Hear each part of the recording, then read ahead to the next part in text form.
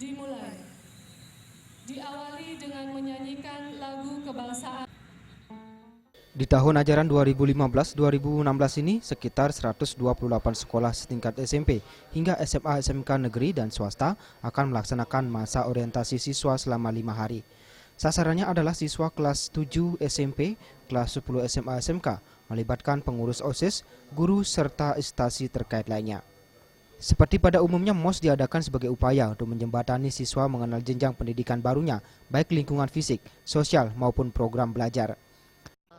MOS kita pada saat ini, yakni MOS yang sehat, sejuk, sehat, berbudaya untuk mewujudkan generasi yang cerdas, komprehensif, kompetitif, dan berintegritas itu dapat kita wujudkan. Untuk peserta sendiri untuk tahun ini berapa, Pak? Peserta hampir mencapai 22.000 peserta.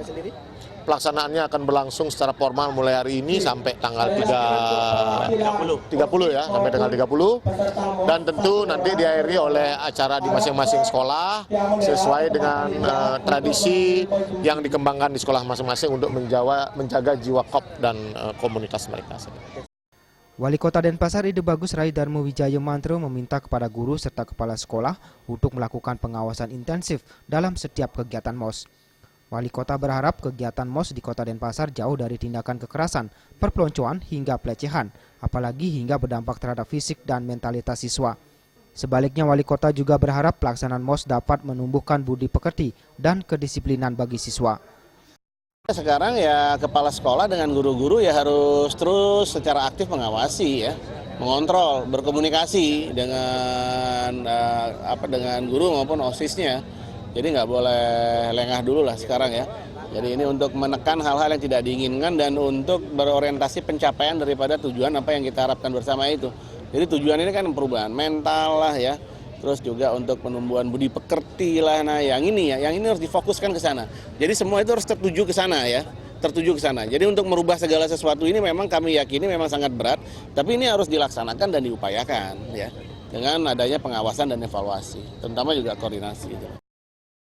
Pembukaan MOS 2015 diisi penyerahan simbolis bibit pohon abate dan tempat sampah bagi perwakilan peserta MOS dan pembacaan deklarasi gerakan budi pekerti. Deklarasi tersebut berisi tentang komitmen dan kesepakatan untuk menumbuhkan budi pekerti di seluruh jenjang pendidikan di Kota Denpasar, serta mengukuhkan puluhan anggota Satgas Perlindungan Anak sekota Denpasar.